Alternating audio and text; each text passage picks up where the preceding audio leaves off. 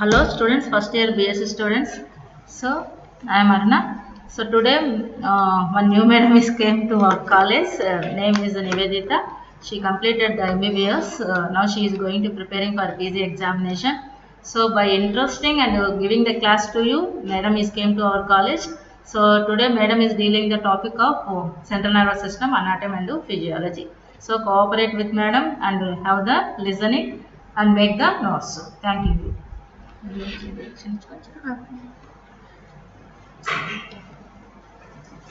Paper.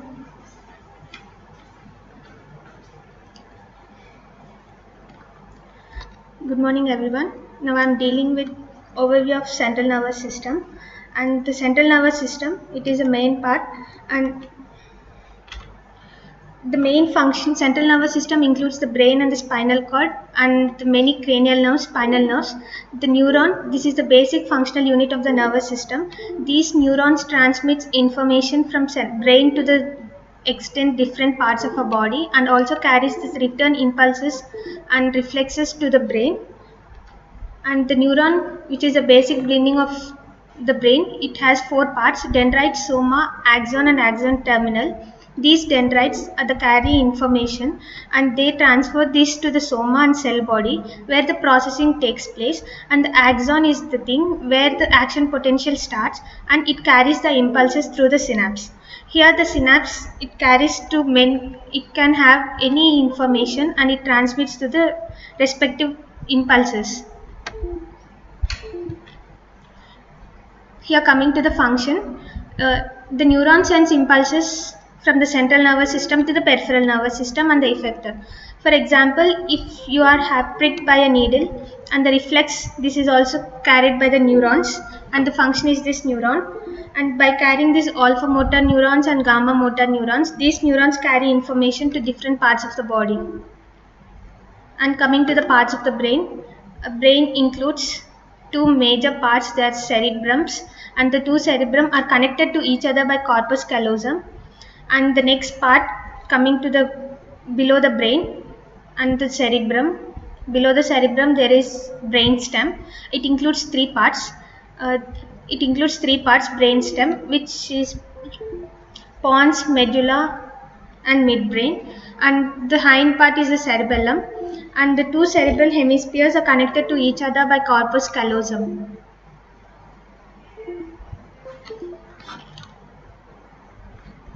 Here we can see the structures, cerebrum and the ventricles. These ventricles carry CSF. CSF is produced in the thalamus, and this CSF is transferred through the lateral ventricles. The lateral ventricles are bisected.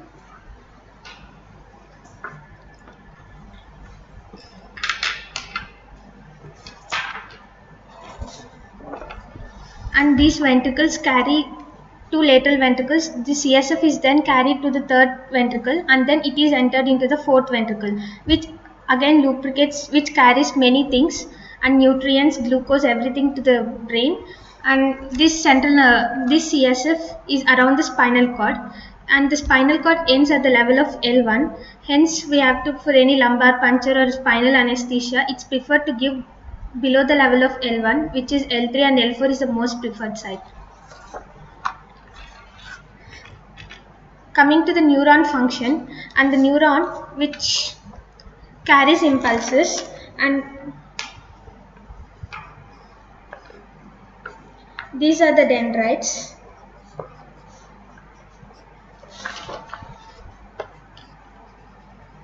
This is the soma,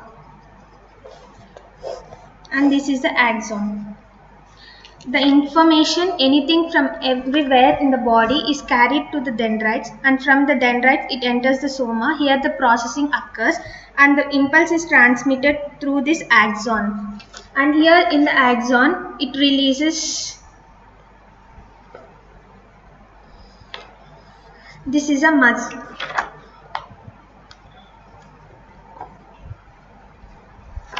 Any neurons, there are two types of neurons, inhibitory neurons and the excitatory neurons. The excitatory neuron is glutamate and the inhibitory neuron is GABA.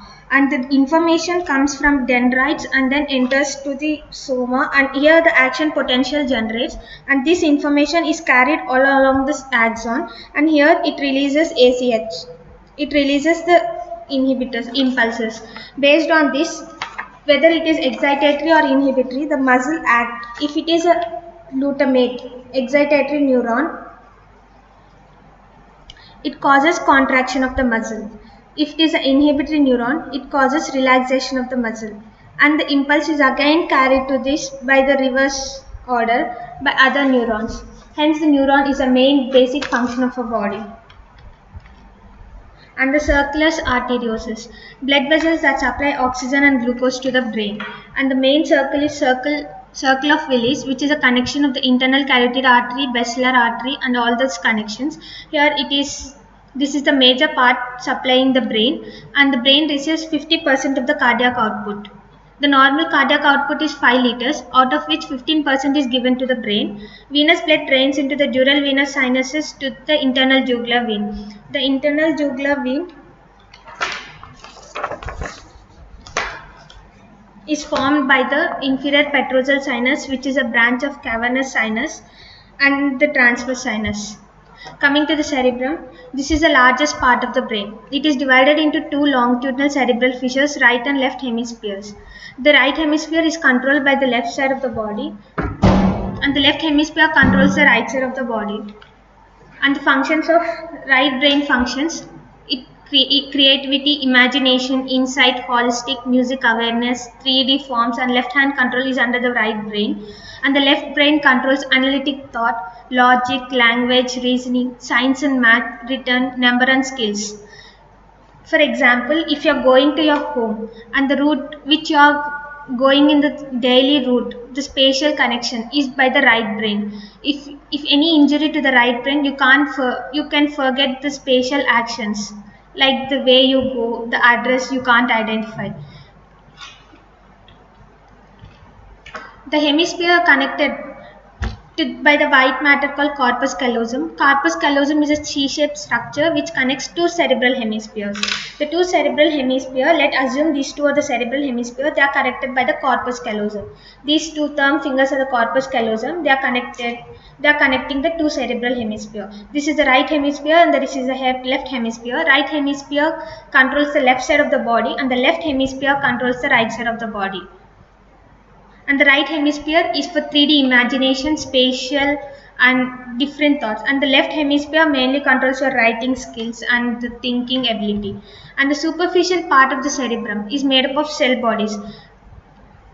Remember,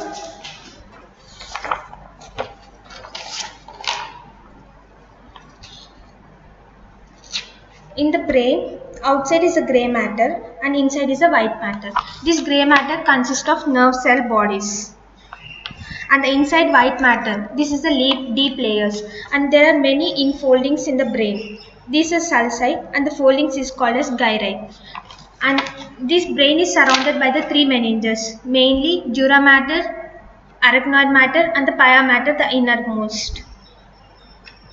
And the cerebral cortex, when we take a cut section of here is the cut section showing the gyrus and sulci. The gyrus is the grey matter and the sulcus is the deep invading thing. Lobes of the cerebral hemisphere. The cerebral hemisphere is again divided into four lobes: frontal lobe, parietal lobe, temporal lobe and the occipital lobe. Here the frontal lobe, it coordinates and its main function is to have the behavioral activity. And the parietal lobe is for your speech. And temporal lobe it also for auditory area, and occipital lobe which mainly controls the vision. Functions of the cerebral cortex. What are the functions of the cerebral cortex? Brain is the highest thing, which everything is under the control of the brain. So the main higher order functions of the brain are memory, responsibility, thinking, reasoning, decision making and learning. And it also controls other motor functions and the sensory functions. For any motor, now we are walking. For the walking and the movement of this thing is also under the control of the brain. By the pyramidal tracts, I will be dealing with it. And the next is sensory perception. Sensory like pain, temperature, touch, sight. When you get a smell and the response you see and the thing you can identify. This is all the sensory perception, which is under the cerebral cortex. And the frontal lobe. Here the frontal lobe function is thinking, memory, behavior and movement. Parietal lobe, it controls the language and touch. So any touch stimulus you respond is controlled by the parietal lobe. Hearing, learning and feelings. Any new things you learn, it under the control of temporal lobe, and the feelings and everything. If something you learn which is a negative thing and you have to learn, if you have done a failure and you are learning the new thing and you shouldn't do this way, then it is under the control of temporal lobe. And the occipital lobe, it controls the vision. And the brainstem, the major part of the brainstem is the medulla, which controls the breathing, heart rate and temperature. In the medulla there is a respiratory center which controls your respiration, and it is also there is a cardiac center which controls your vasomotor center which controls your blood pressure alterations. So the main brain stem is the main stem which controls everything, the breathing, heart rate and temperature. If like how I'll be dealing with in the physiology. And cerebellum, it is the balance and coordination. For example, now you're walking. If your cerebellum is not working, you can't walk straight and you may fall. This loss of balance is under the control of cerebellum.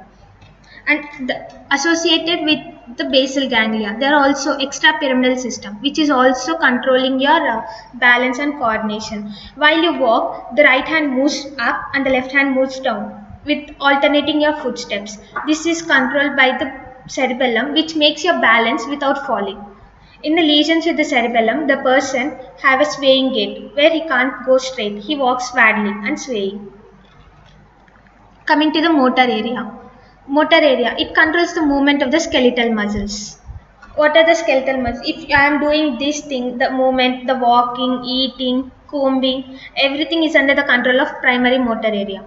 And the Broca's area. Broca's area is the thing which controls the needed for speech. If I am talking, the coordination in the control muscles for speech. The muscles of speech includes larynx, pharyngeal muscles. All these muscles are under the control of Broca's area. If my Broca's area is under damage, I can't get articulated speech, and my speech will be which you can't understand. And the next thing is frontal eye field. This frontal eye field is the thing which controls your voluntary eye movement. Like you're walking and you're observing, there is a red light, here is a fan, there is a bench. All the observing things are under the control of the frontal eye field. The motor area is under the control of motor system. It is also present in the cells prefrontal gyrus, which controls the movement, and the Broca's area for the speech, and the frontal eye area for the voluntary eye movement. And the sensory areas. Somatosensory area receive information from skin, muscles and sensory receptors. The auditory area. This auditory area, if you hear something, an impulse, and receive impulse and you turn to that area, receiving an auditory impulse. If someone calls you, you turn back. This is under the control of auditory area. Olfactory area. When you are hungry and you get the smell of food and your olfactory stimulus, the smell of food stimulates your body. That is under the smell. Olfactory area controls the smell. Visual area. Visual area, I told you it is in the occipital lobe. The optic nerves, this is a second cranial nerve which receive information and it interprets the information and gives you the visual information. Now you are seeing my face.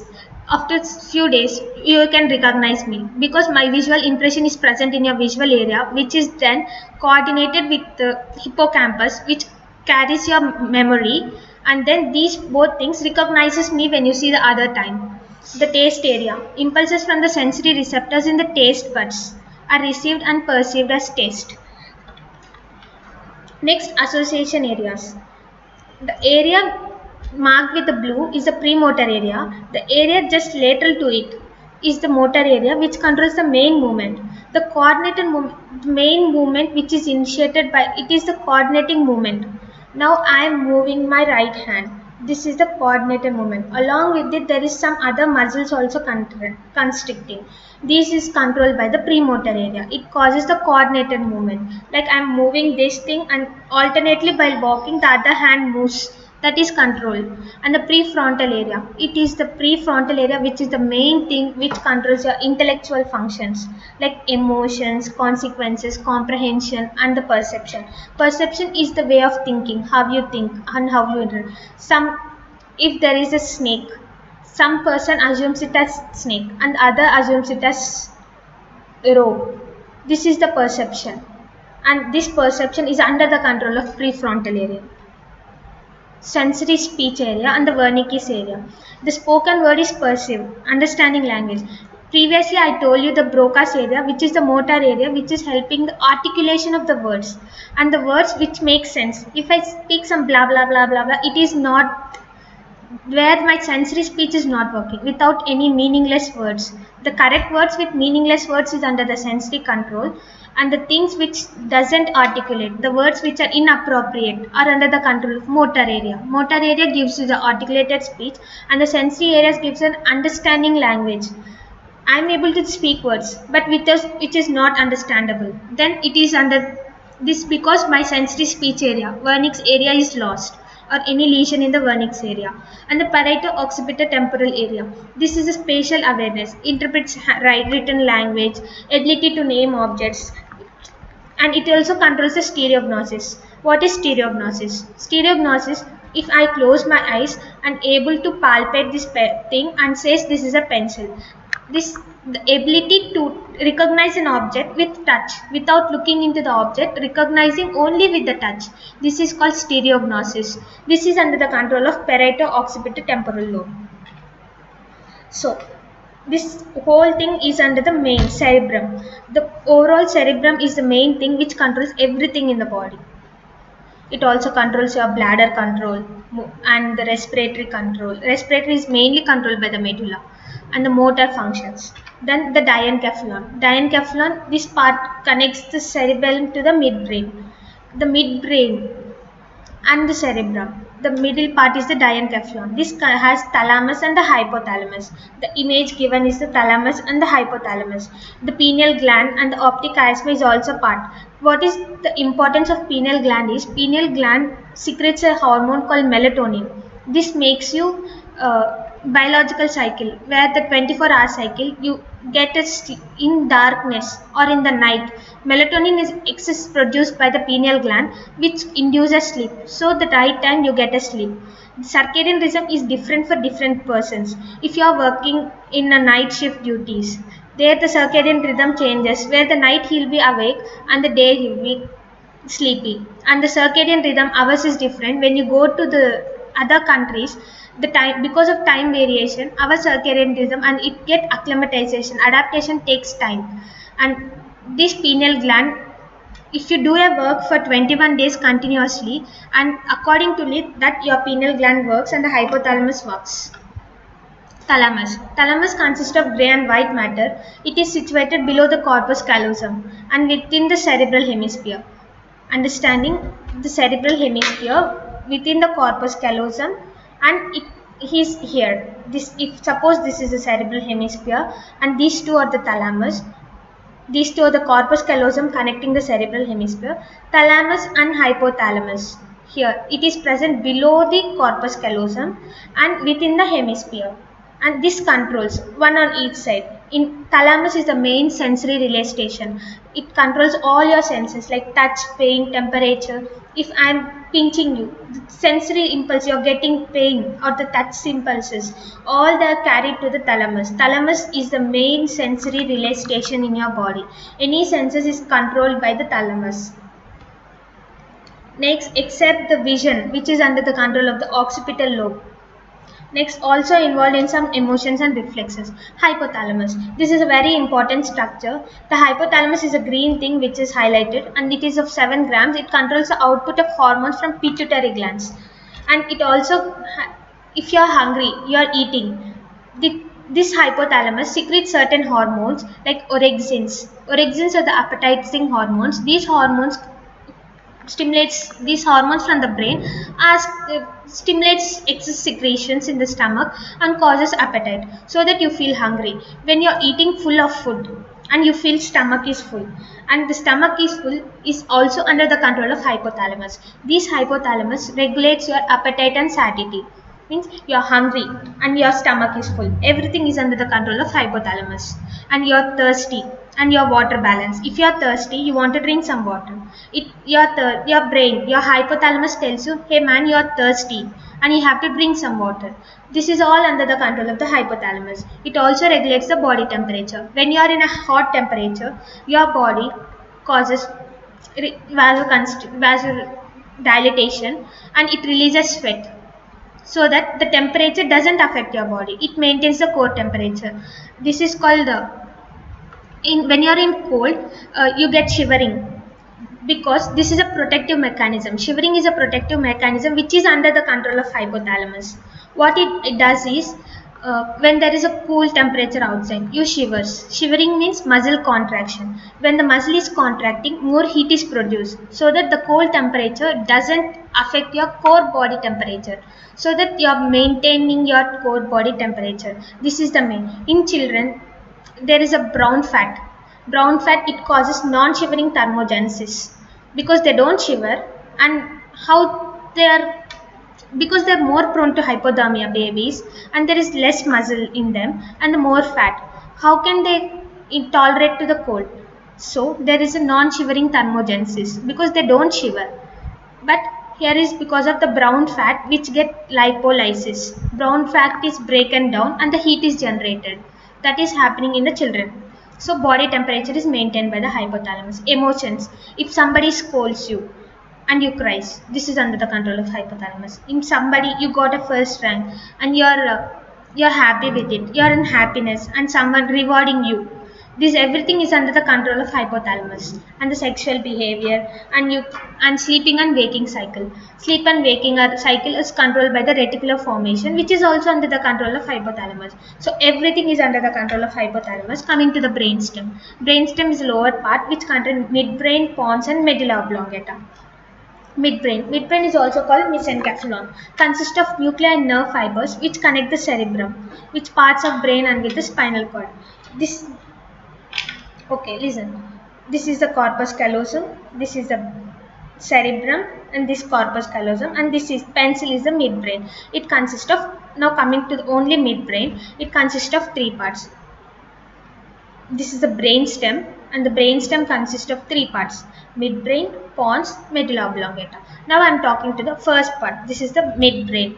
This is the relay station of ascending and descending nerve fibers. I'll talk to you about the ascending and descending fibers very soon, and it helps in the audio and visual reflexes. If you are seeing and you are feeling awe, that expression is under the control of midbrain.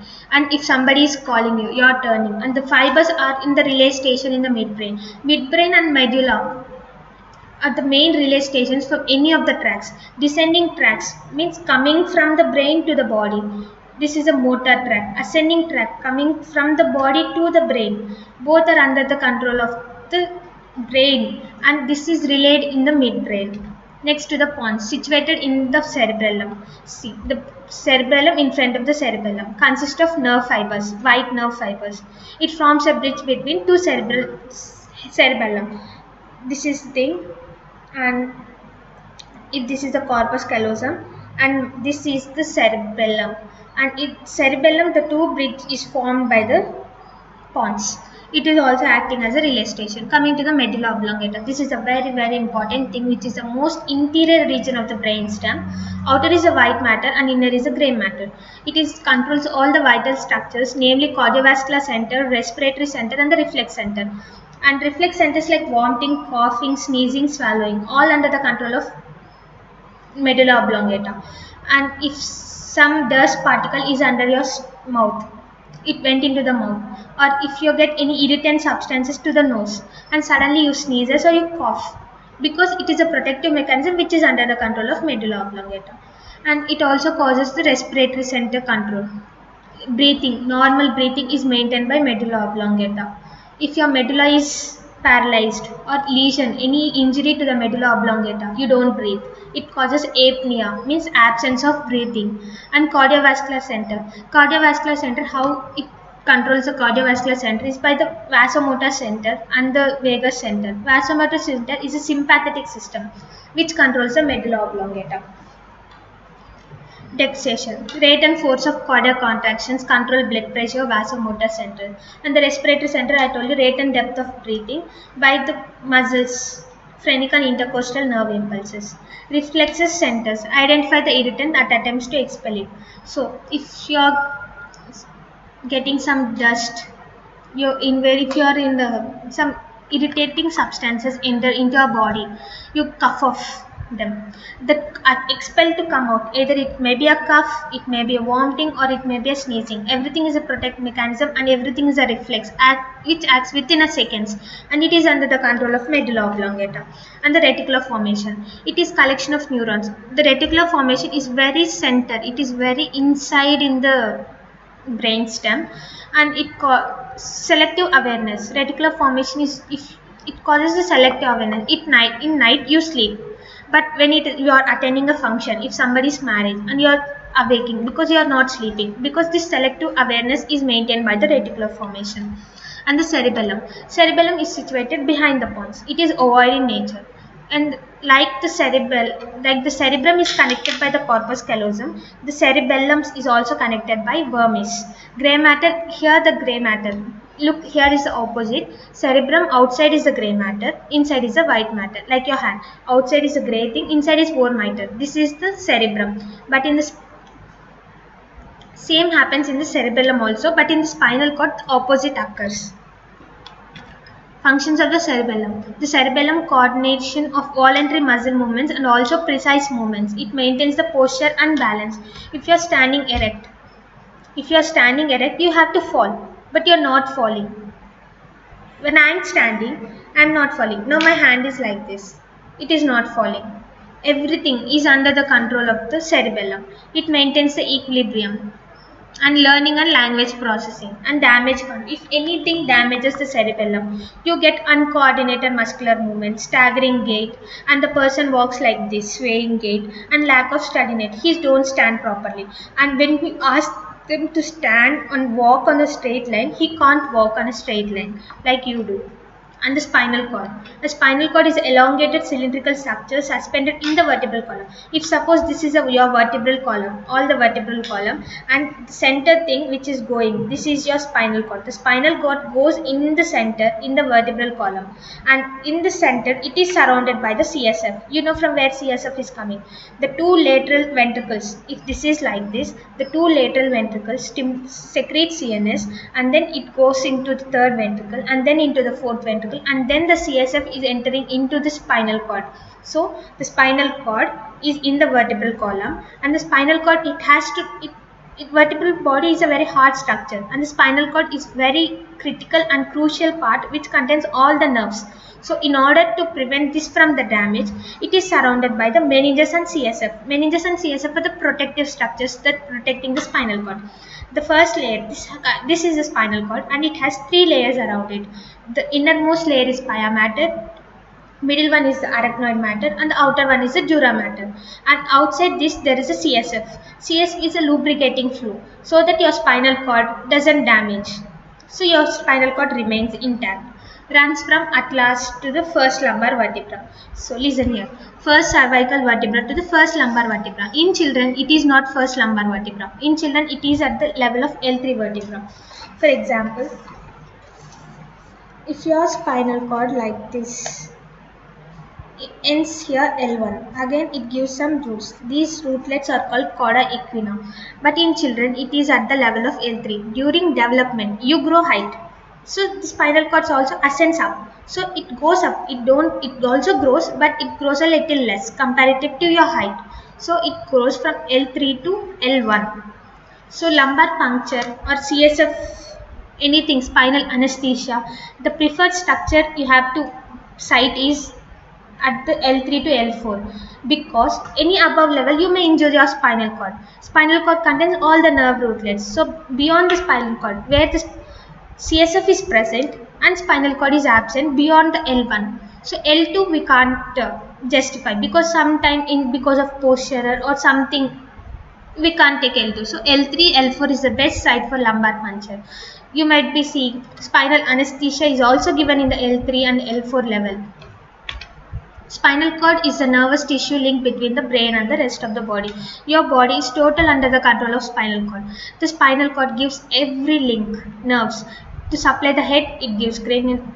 Spinal cord gives spinal nerves. To supply the arm, it has brachial plexus in the body, upper chest and abdomen. In lumbar, to supply the lower limbs.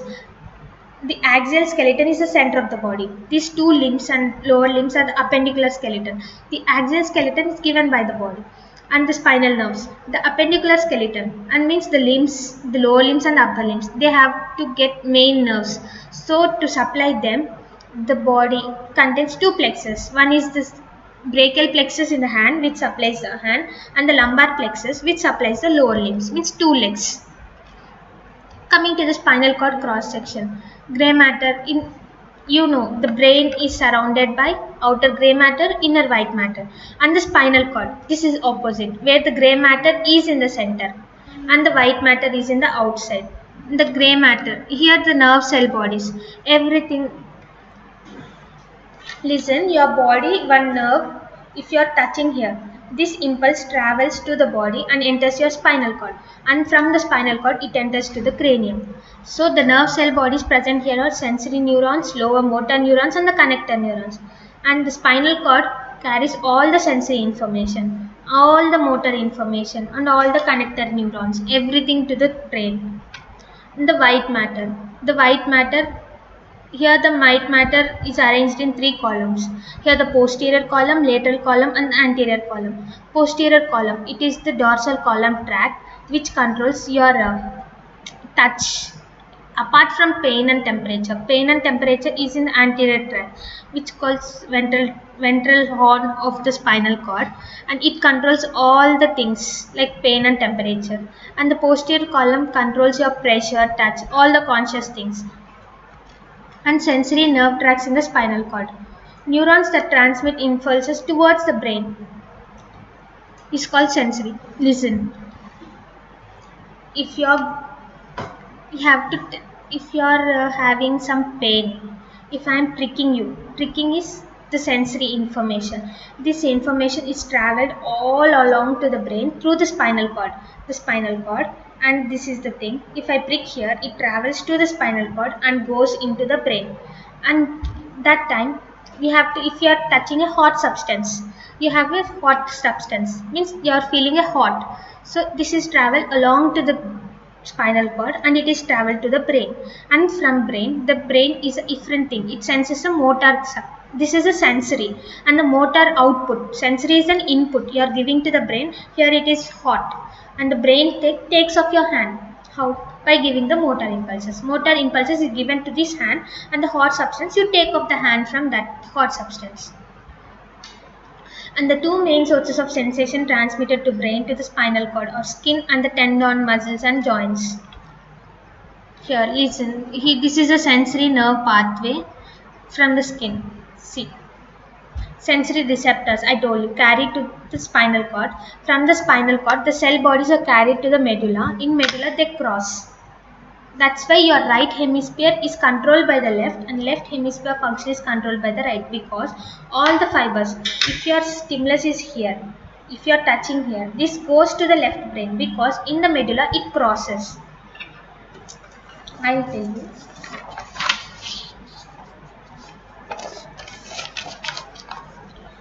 If you are here is your skin, you are touching a hot object. This hot substance is going to the hot means temperature. Temperature is going to the dorsal column tract, and from the dorsal column tract it goes up into the brain, and in the medulla it crosses at the level of medulla. It crosses and enters the thalamus. Thalamus is the relay center, and then it goes to the area number 312. It is the area number 312 in the brain is the sensory area. Sensory area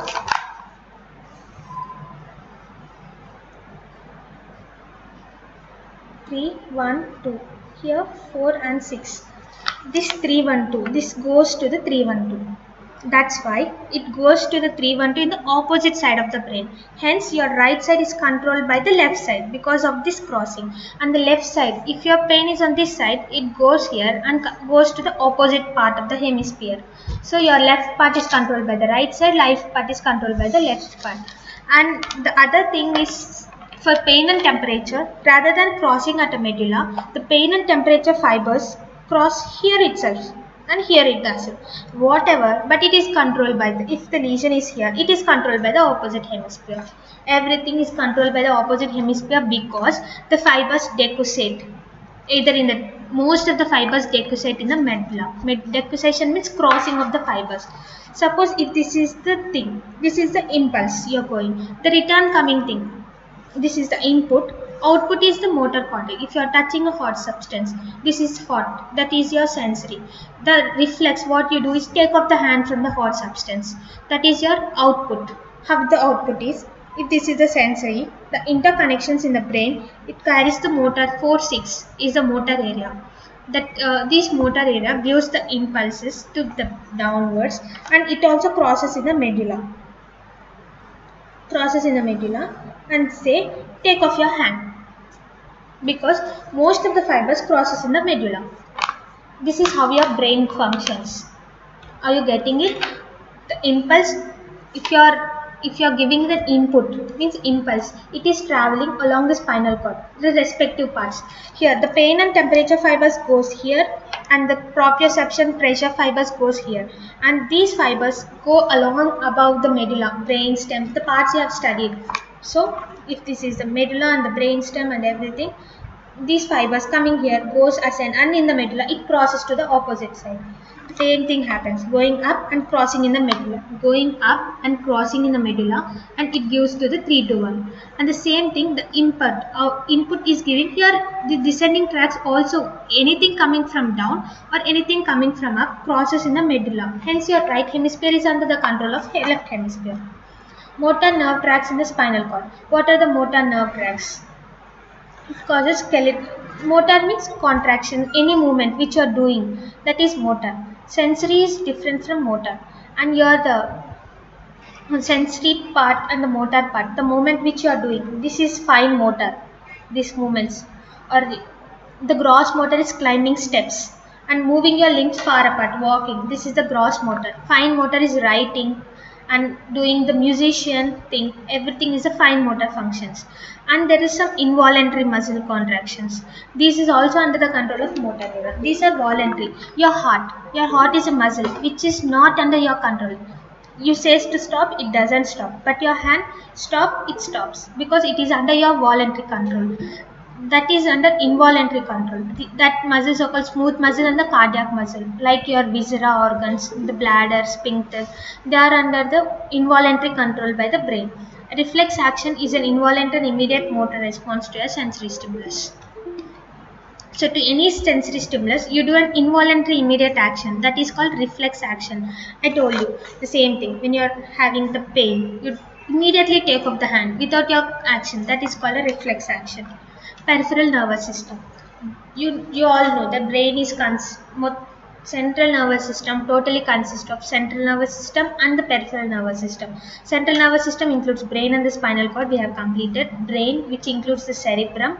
I'll tell you an overview. Brain, which includes cerebrum, cerebellum, and the brain stem. Cerebrum has 2 hemispheres, which is joined by the corpus callosum, and the next below this is a brain stem. It has 3 parts: midbrain, pons, medulla oblongata, and the next down here it is the cerebellum. Like the cerebrum is connected by the corpus callosum, and the cerebellum is connected by the vermis. The thing is over. And the next, this medulla oblongata continues as a spinal cord in the vertebral canal. It is spinal cord which is surrounded by the meninges and the lubricating fluid CSF. And the spinal cord nerves gives you some nerves. These are all under the control of peripheral nervous system. It consists of 31 pairs of spinal nerves originating from the spinal cord and 12 pairs of cranial nerves originating from the brain. Autonomic nervous system. Autonomic nervous system includes 2 things: sympathetic and parasympathetic nervous system.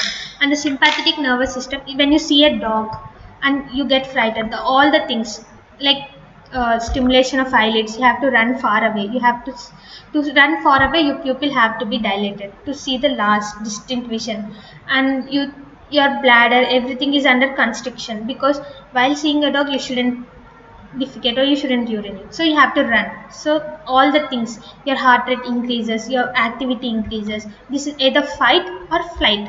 Fight means you can face it or you can run away from it. Autonomic nervous system has two parts, sympathetic and parasympathetic. When you are sleeping or when you are at rest, your parasympathetic activity is activated, and this is under your control of parasympathetic. Spinal nerves, 31 pair of spinal nerves, 8 are cervical plexus, 12 thoracic, 5 lumbar, 5 sacral and 1 coccygeal. And the cervical plexus and these nerves together, some spinal nerves join together to form some plexus. They are called cervical plexus, brachial plexus, lumbar plexus, sacral plexus and coccygeal plexus. Nerve root, the spinal nerve root are, the spinal cord. From the spinal cord, spinal nerve roots arises. Two nerve roots. One is ventral root and one is the dorsal root. And this ventral root, it controls the motor. Ventral root, it is a sensory root. Dorsal root, it is a motor root. Branches. Spinal nerve divides into the two branches after emerging from intervertebral foramen. Anterior rami, posterior rami. This spinal cords, it gives to two branches, anterior rami and posterior rami. This anterior rami supplies all the muscles of the lower limb and everything. Posterior rami supplies head, back and the neck. Anterior part is supplied by anterior rami, posterior part is supplied by the posterior rami. And the plexus, nerve plexus, I told you some nerves are joined together to form the plexus. Coming to the cranial nerves, and there are 12 cranial nerves, and I'll explain you one of the thing in physiology. Okay, I'll tell you here only. Cranial nerves. The first cranial nerve is olfactory nerve. Olfactory nerve, which is here, olfactory and optic nerve. These first two cranial nerves are coming from the frontal lobe. If your brain,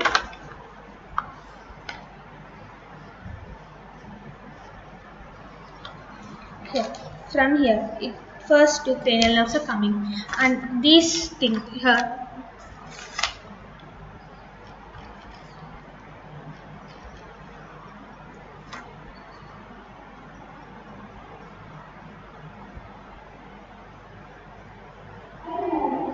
ఇది ఆగిపోయింది.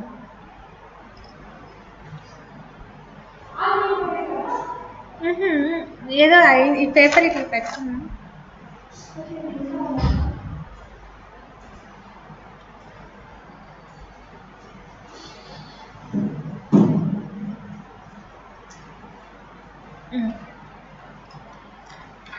Cranial nerves, the olfactory nerve which controls the smell.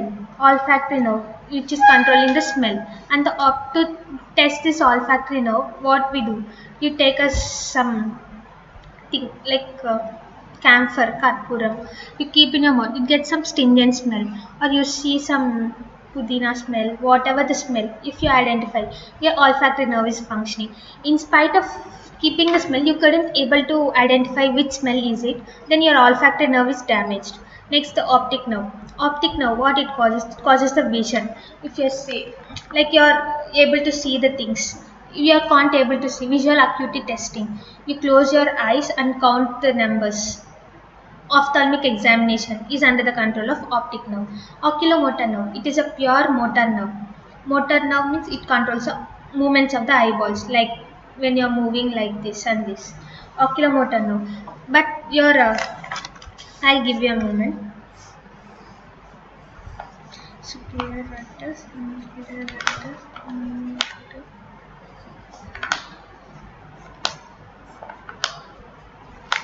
these are the muscles of your eyeball. Superior rectus, inferior rectus, medial rectus, lateral rectus, superior oblique, inferior oblique. All the muscles are under the control of oculomotor nerve except SO4, LR6. This superior oblique is under the control of fourth nerve, that is trochlear nerve, and lateral rectus is under the control of sixth nerve. So all the motor functioning, like my eye is doing like this, lateral movement. This is under the control of lateral rectus. Lateral rectus, if suppose my eyeball is here, if the lateral rectus is contracting, my eyeball moves like this. If the medial rectus is contracting, it moves like this. Now I am doing different movements of the eyeball. These are under the control of oculomotor, trochlear and abducens. 3, 4, 6 are together. They are examined because SO4, superior oblique is under the control of trochlear nerve, lateral rectus is under the control of the abducens nerve. So 3, 4, 6 are together controlling the eyeball movements. So the dances like Bharatanatyam dances, they have the very eyeball movement because all the motor nerves is usually working well. And the next thing is trigeminal nerve. Trigeminal nerve, your muscles of mastication. Now you are eating, you are chewing. If you are chewing, the muscles are contracting. These masticating muscles, mastication is chewing and swallowing. All the muscles, why you grind the muscles. All these muscles are under the control of trigeminal nerve. And trigeminal nerve also controls the sensations of face. Trigeminal nerve is a mixed nerve. It controls the sensations of face. If someone poke you in here or pinch you or everything, any sensation, something falling here, everything sensory stimulus of the face is carried by the trigeminal nerve. And the motor stimulus of trigeminal nerve is the muscles of mastication. You are chewing, you are eating. If you are not chewing or you are unable to chew or your jaw is deviated to one side, that is called trismus. It everything is under the control of trigeminal nerve. Facial nerve. Facial nerve is all the muscle of facial expressions. Now you're grinding, you're looking like this, you're pouting, and you're keeping a selfie pose. Like all the things are under the control of the facial expression. And the buccinator muscle. The test of the you're whistling. The whistling muscle is the facial nerve. So for the test of facial nerve, you ask the patient to whistle. If he able to do, then his facial nerve is intact. If facial nerve is damaged, he can't able to whistle. And the vestibulocochlear nerve, acoustic nerve. Vestibulocochlear means it is in the ear. These vestibulocochlear nerve, this testing is done by Rinne's test and Weber test, where you test for hearing. A tuning fork is vibrated and it is kept in the mastoid process, and it also have other tests like Weber test. And the glossopharyngeal nerve. Glossopharyngeal nerve is for the swallowing. Glossopharyngeal nerve is a pharynx. Here it is. Glosso, tongue. Tongue and pharynx. What is it? Helps in deglutition. Means you are eating the food which you are deglutiting. Means if you are not able to deglutate, it is the glossopharyngeal function. Gag reflex. If someone touches the uvula or the hard palate, there is a cough reflex or gag. That is called gag reflex. If your gag reflex is negative, then your glossopharyngeal nerve is damaged. If it is intact, your glossopharyngeal nerve is normal. Coming to the vagus nerve. And glossopharyngeal nerve, vagus nerve usually are both tested simultaneously. And the accessory nerve, spinal accessory nerve, this is supplying these muscles. And the sternocleidomastoid, you ask the person to move one side, your sternocleidomastoid is prominent. Here the if you turn this side, the sternocleidomastoid of right side is contracting and the left side is relaxing. This contraction, then your right side sternocleidomastoid muscle is intact and the other muscle is trapezius. Here the trapezius muscle is in the back side. It causes shrugging of the shoulder. If you do like this, your trapezius is normal. If you are able to do this, then your muscle, spinal accessory nerve is damaged. Hypoglossal nerve. Hypoglossal nerve is a nerve which supplies your tongue movements. The protrusion, depression, while you eat, you take your tongue to everything and corners and swallow. All the movements of the tongue are under the control of the hypoglossal nerve. And you know which is sensory, which is motor. I told you olfactory, smell is a sensory. Optic nerve, vision is a sensory. Oculomotor, movements of the eyeball. Any movement is called a motor. And oculomotor, motor means movement. Trochlear, what is trochlear doing? SO4, superior oblique movement, means it causes depression. If I am seeing down, it is caused by SO4 muscle. Trigeminal nerve, it is both sensory and motor. How is it possible? If sensory, sensations of the face. Motor, muscles of mastication. Abducens nerve, it is also a motor nerve because lateral rectus muscle. And facial nerve, it is also both motor and sensory. Muscles of mastication. Sensations of the facial nerve, it supplies the anterior two-thirds taste sensations of the tongue. And posterior one-third taste sensations is carried by the glossopharyngeal nerve. So glossopharyngeal nerve, in spite of gag reflex also, it carries the posterior one-third taste sensations. Facial nerve carries anterior one-third taste sensations. So it is both motor and sensory. Vestibulocochlear nerve, hearing. Hearing is a sense. And the other thing is vagus nerve. Vagus nerve is also both sensory and motor. Accessory nerve, what your sternocleidomastoid muscle and the shrugging of the shoulder. This is movement. Which is movement? It is motor. You remind movement, motor. And hypoglossal nerve, tongue movement, motor nerve. And to this you have to add a code. Some say money matters, S for sensory, say for sensory, M money, motor matters, but my brother says big books matter more. And coming to the autonomic nervous system, it controls involuntary body functions. It contains two systems, sympathetic and parasympathetic. They both work in coordination to maintain a homeostasis.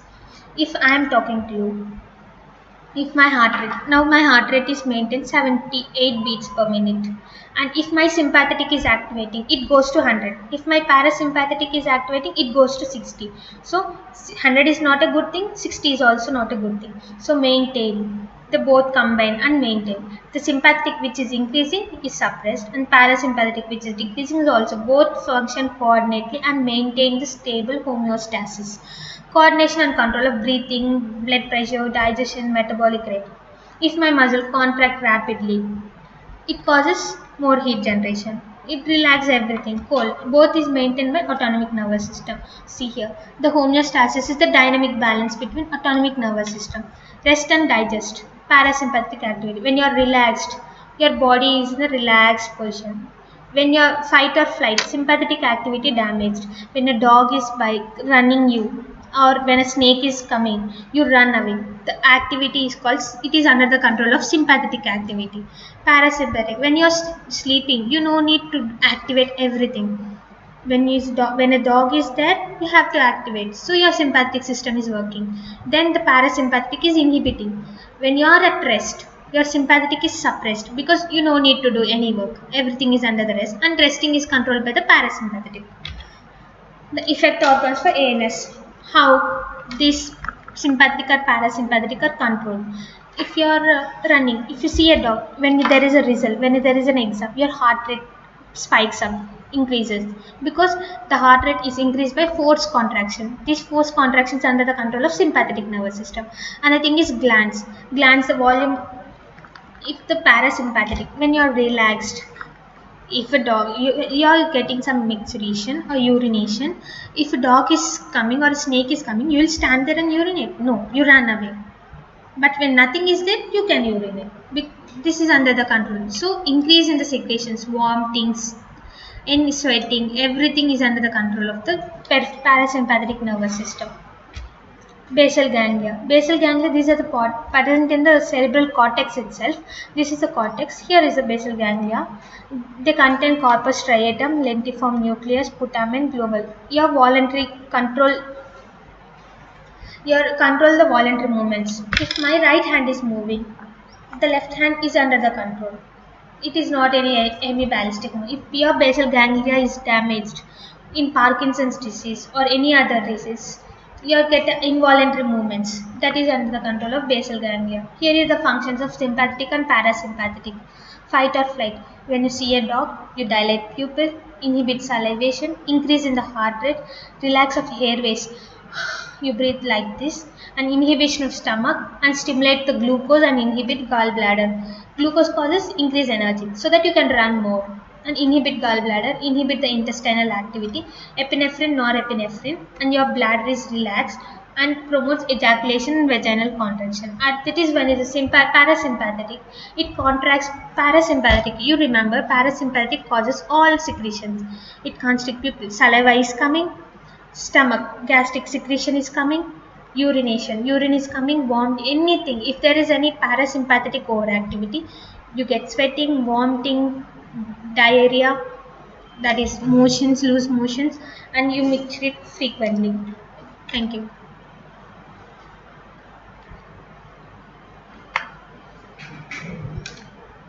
అయిపోయింది చేసా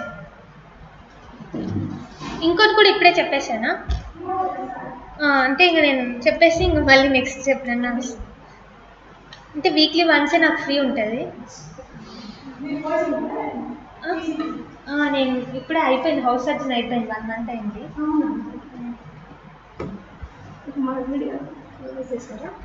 ఇక్కడ Alt పెట్టాను. Alt ఈ పెట్టారా? Alt ఈ పెట్టాను.